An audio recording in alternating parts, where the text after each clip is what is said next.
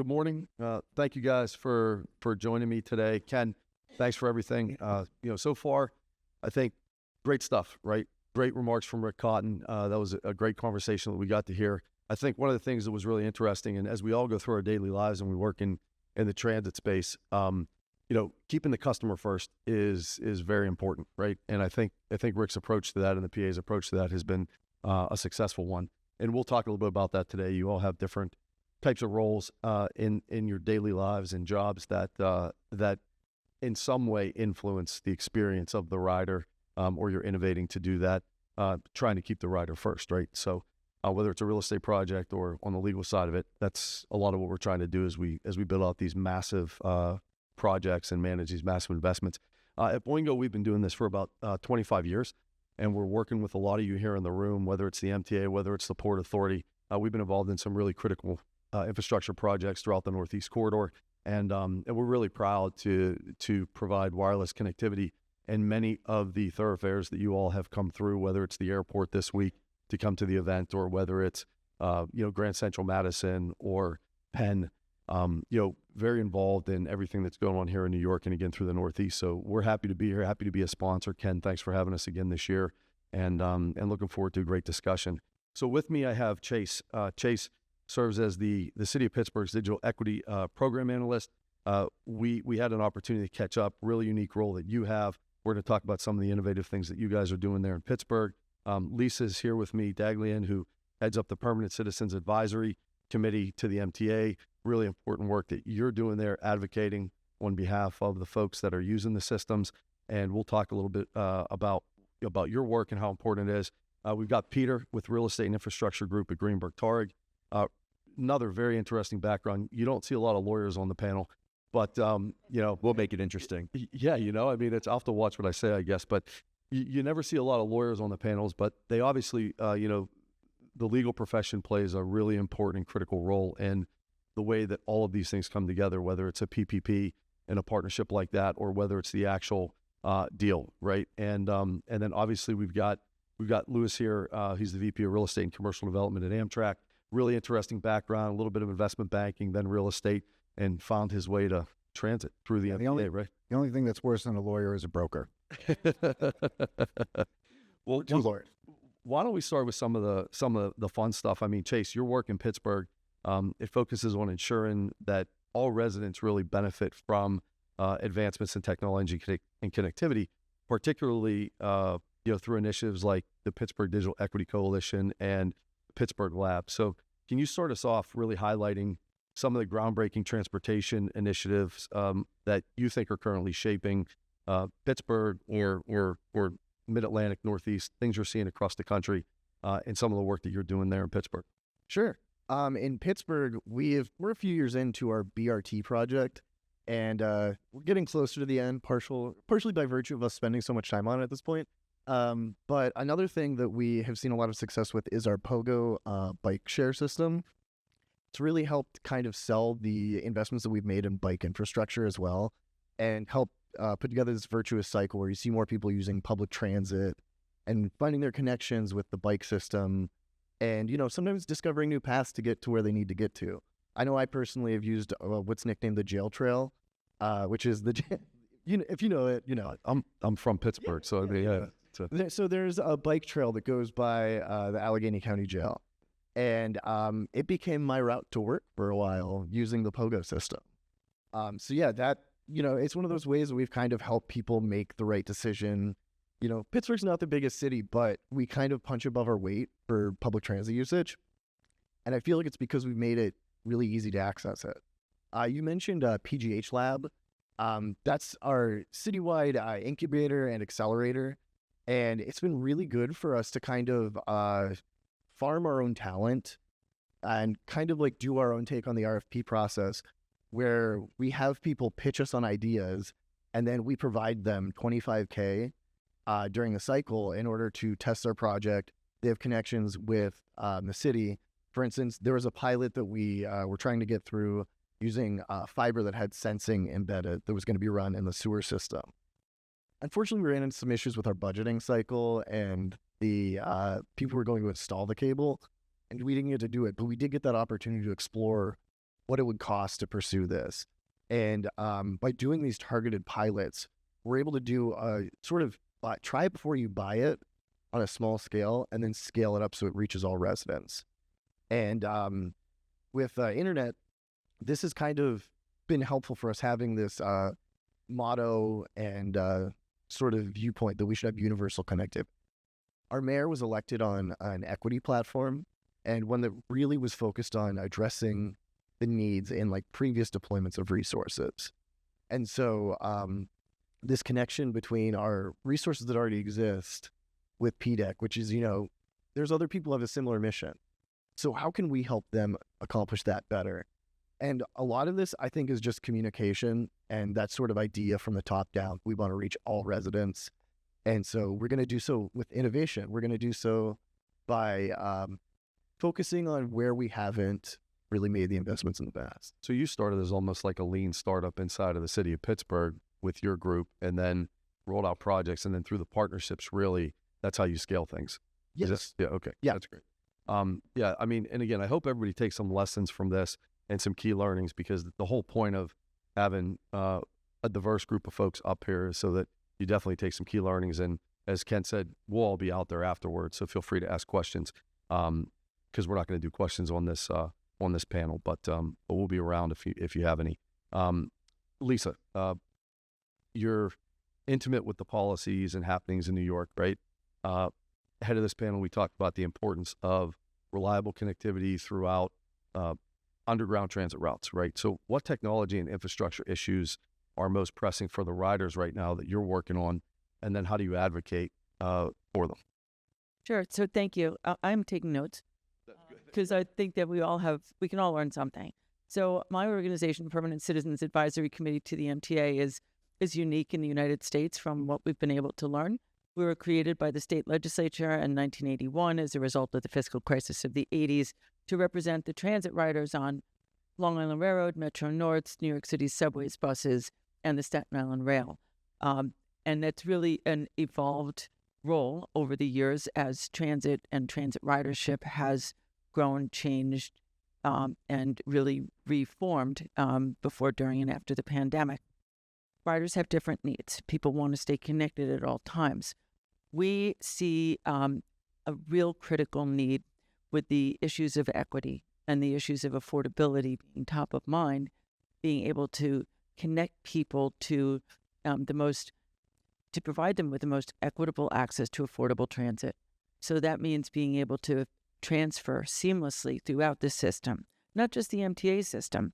If you're going from Long Island to New Jersey, to be able to get on Suffolk County Transit, maybe then take a nice bus to the Long Island Railroad. I'm not sure why you do that, but and then take a city subway to a PATH train to New Jersey Transit, and just be able to do it with one tap, with one in one payment system, so that riders don't have to think of what that is. And they should be able to do that underground. They should be able to do that above ground. They should be able to do that without having to pay for a plan that they may not be able to afford, and that there should be the ability for whoever is riding whatever system to move throughout our region to get where they need to go, whether they're young, whether they're older and wiser, whatever their needs are, but to pay for their transit in the most least friction way possible. Yeah, I think it's interesting because as you're describing that journey, you're holding your hand like there's a phone in your hand, right? Yeah. And obviously, as a connectivity provider, that's good for us, right? It just goes to the point that you have to have really strategic, thoughtful plans around connectivity as much as you do all the other things, right? And then I think, again, the highlight that you made about just that vision of transit and the journey amongst intermodal, different agencies, payments, AI, that panel that we saw ahead of this, AI will play a big role in a lot of that, right? Predictability of what's running on time and what's not. And then the partnership piece of it, there's going to be so many integrations there. If you can achieve the vision of that experience, that partnerships will be really key as well, right? Absolutely. And being able to plan your trip on one app, you sort of have to have a PhD in travel planning to be able to do a trip like I described, and you almost need like mapping paper and pencil to plan it out. It ain't easy. So but it should be, right? It should be. So one day it will be. And if we have our way, that day will come sooner than later. Yeah. Exactly. Awesome. Thank you. So Peter, you definitely know the real estate ins and outs better than most. And what strategies are most impactful to enhance the experiences at legacy or new stations? And then what role does commercial development, such as JMPC's New World headquarters, play into everything? And, how does that drive some of the goodness for the community? Yeah, that's great. I'm going to take those in reverse order. Okay. So I'm a partner in the real estate and infrastructure groups at Greenberg Traurig, and we help private real estate companies, and a lot of our work is for mass transit agencies. I see a lot of folks from MTA and Metro North here today, do a lot of work for them. And we advise various participants in helping to structure joint development, real estate development, various leasing agreements, financing arrangements that involve a public and a private component. And what our job here is really to find what works for everyone. And a big project we worked on, I see Randy Fleischer is here, former senior executive at the MTA, now at Transit Life. We worked together for years in helping. What you talked about was JP Morgan Chase's New World headquarters. It's at 270 Park Avenue, and it's a mega huge building, multi-billion-dollar project. And what a lot of people don't realize, and this is all public so we can talk about it, is that it's actually built inside of an existing train terminal, inside of Grand Central Terminal. And a big part of it is actually inside of Grand Central Madison, MTA's new $11 billion train terminal. And so we were brought in to help advise the MTA in structuring a relationship between Chase, a bank, or in this case, a real estate developer, and the MTA. And, Louis and I, we were talking a little bit before the panel about, how do you get these deals done? And Louis said something which is really what I think about every day, which is you need to get into the mind of your counterparty. And as an attorney, our job is to negotiate and to zealously represent you, our client. But at the same time, you got to get a deal done. And what you have to do is you have to think, what is it that the other side actually needs? Not what are they saying they want, but why do they need that? Because maybe their proposal doesn't work for us. And at the same time, you have to think, well, what is it that our client needs? And in Chase's New World headquarters, that involved, a lot of hand-wringing, a lot of thinking through what is it that the MTA, what is it that the public really needs? We're thinking through what is it that the riders actually need? What is it the agency needs? Conversely, what is it that the developer needs? And we were able to put together a transaction that involved JP Morgan Chase actually constructing a portion of Eastside Access, now called Grand Central Madison. People don't realize that you can get a private developer to actually build transit infrastructure for you. It's not easy, it's complicated, it's messy, but it was built, it was basically opened on time, and Chase played a significant role in that. But then you have to think sort of a few steps ahead. It's not just what's the current project, it's not just, all right, this facility is being opened, but it's then, leaders really thinking through, well, what's the next project? And in New York, that project is the Grand Central Terminal Train Shed and Rehabilitation Project.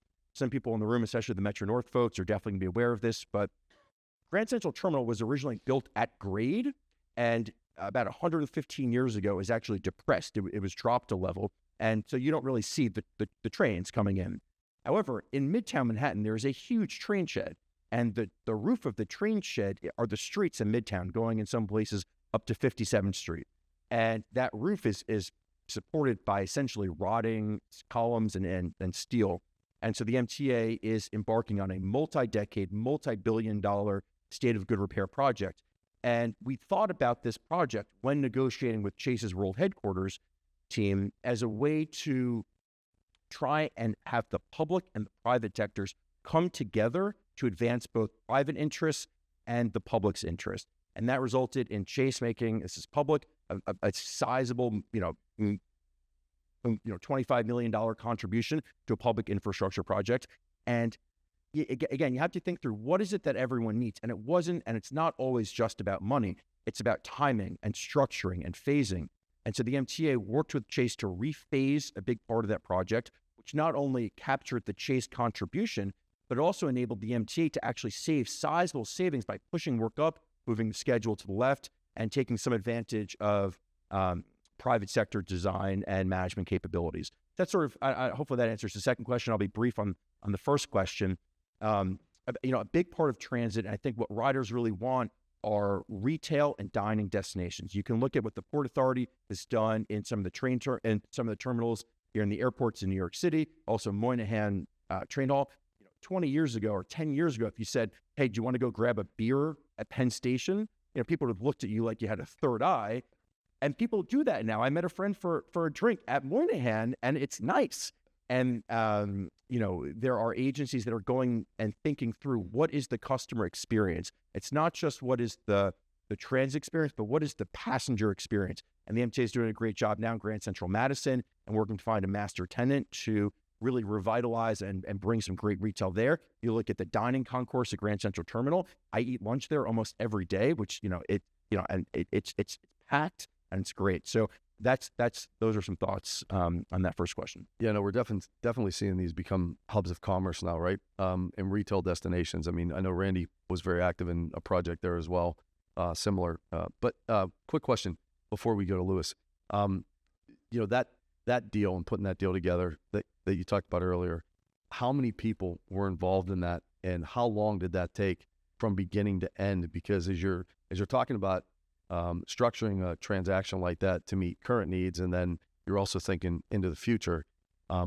Sometimes there's turnover in companies when things take a couple years. You're not picking up exactly where you left off. You're going back and you're reworking things and then moving forward based on a new person that's been injected into the deal's opinion or thoughts or experiences. How long did something like that take?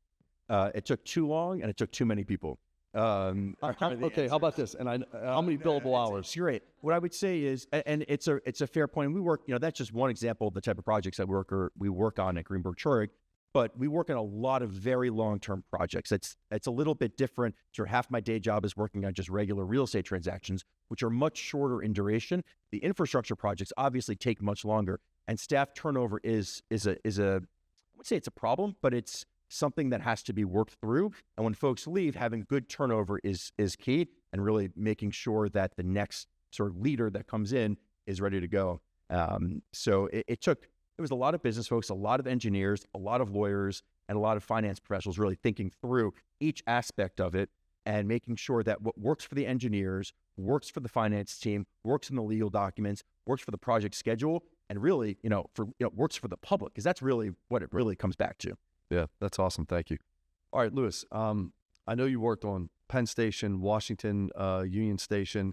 You've worked on a tremendous amount of big infrastructure projects, and one life for the next, right, that you've been involved in over the years. And how do you see public-private partnerships really optimizing infrastructure investments? I guess what are some of the biggest P3 learnings that we can take here in the room and go away and work with? Thanks. First of all, you took my empathy line, so you've been a lovely audience. Good night. So it's interesting. You said a couple of things, Peter, that were interesting in terms of time, right? I think time scale between the private sector and the public sector is different, right? Private sector is like next week, and public sector is next month, next year. So understanding that dynamic is very important. Understanding that private interests it is about the money for them, as versus the public sector, which is really looking, both to reduce the amount of investment that it has to make, but they're driven by politics and, let's say, non-economic considerations. I think when you have these kinds of P3s where you bring the private and the public together, there are different reasons. One is sometimes the private sector is the best available capital source, even if it's not the cheapest one. I mean, I know from my experience at Amtrak and from the brokerage world. By the way, the only thing I know about trains, my colleagues will attest, is how to get on and off. Right? I'm a dumb real estate guy. So the public sector may be looking to raise capital because that capital is not available otherwise. But but they're also acquiring expertise, right? In terms of things like retail and advertising, and wireless, right? They're acquiring that sort of private sector knowledge. And I know, in my world, my organization is good at trains. We're pretty good at trains, right? Not perfect, but we're good at it. But I'm trying to get us out of the real estate business because I don't think that a train company should be in the real estate business. And I'm not really that confident that transit agencies should be in the real estate business. Real estate is inherently about risk, right? And as a railroad, we're also about risk, minimizing it to as close to zero as possible. So that bias is so opposite the commercial real estate bias, which is they live, breathe, eat, and sleep risk, and they pay for risk. So the most important thing when you look at how these two sides come together is to figure out the best way to transfer risk to the private sector, and for the private sector to use both its capital and its expertise to achieve public goals that the public sector wouldn't otherwise. To answer your second question, and then I'll shut up. What are the lessons learned? And I will just kind of isolate that to one very single thing, which is you need a big red flashing eject button. Okay? Things don't work out sometimes, right? For any reason, for no reason. Sometimes you have, misaligned goals. Sometimes they're personalities. Sometimes the original purpose for entering into the transaction is no longer the case. I have seen more fights over divorce than anything else. And so to me, the big lesson is that during the courtship and prenup phase of this sort of relationship is you need to make sure that you know that there's a way to get out if it just didn't work out for any reason. That to me is the single biggest lesson from all this. Good. I think Lisa wants to add something to that, and then I have a question on the eject button. Sorry, thanks. So I'm hearing collaboration, cooperation, money, politics, and non-economic considerations, right? So those are a lot of things, and about how transit companies shouldn't be in the real estate industry, but they are, because they own property, right? And one of the most important things I think that the private sector and the public sector can do is work together for the public benefit and for the benefit of riders. And some of the things we've seen, and I know that, Peter, you've worked on that, is do zoning for accessibility and do making accessibility improvements. And that we've seen some really good examples of that starting to happen. And that's where accessibility projects, elevator projects are happening with, in exchange for additional FAR investment in allowing the MTA in this case to go in and not just have easements, but also having the private companies build the elevators and maintain them for a period of time, but in exchange for FAR.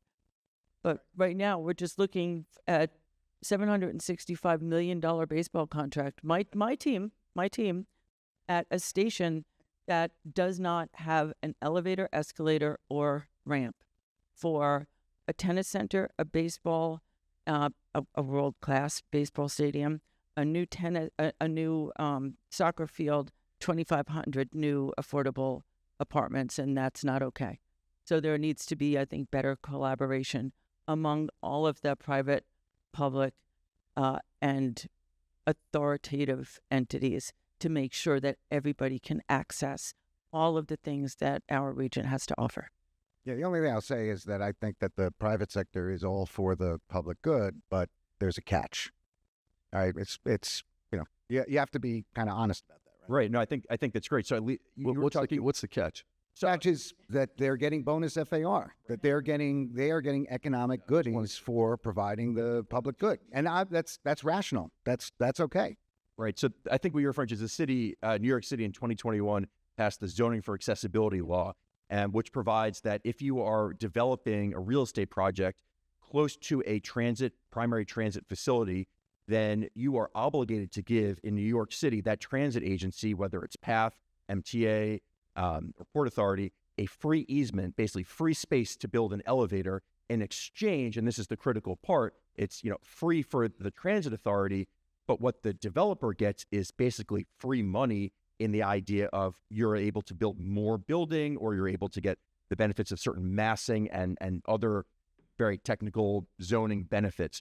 And so really, that's a great project. And we work on a number of these. This was just passed in 21. They're starting to be signed now. And, Jamie Torres Springer, the president of MTA is going to these openings now. They're happening. So these elevators are opening, and it really works for everyone. The transit agency gets free space. The developer gets to build higher, bigger, wider, better buildings. And I think most importantly, you're able to go to the Mets game and take an elevator. Yeah. Now, you will be, hopefully, one day. Let's go Mets. Mets. Casino. Well, Let's go Madison. certainly inclusivity and availability for everyone. That's really important, right? I mean, you've heard it more and more over the years, and I think it'll continue to hopefully get the attention that it deserves, and we'll continue to make progress, not just in New York but everywhere. I mean, I think I'm seeing it across the board in every city, a more conscious effort to do the right thing, and I think that's a good trend, right? So, well, look, we have 2 minutes left, so I'll just throw out, I guess, one last question. What lessons can we learn from successful transit projects or partnerships here in New York or elsewhere? Right, Chase, why don't we start with you? Sure. I think our whole perspective has been that if you view things holistically, you can catch a number of opportunities that you wouldn't view if you view things in a silo. One of my favorite examples is Chattanooga. When they updated their electric system, they put fiber alongside of it so they could monitor it. So an investment ended up saving them costs and operations in the long run. That's awesome. Lisa? Yeah. Out in California, they have a Clipper card where 23 different transit agencies all do sharing of, you can tap on any of the 23 systems, and they've all figured out a way to share the money.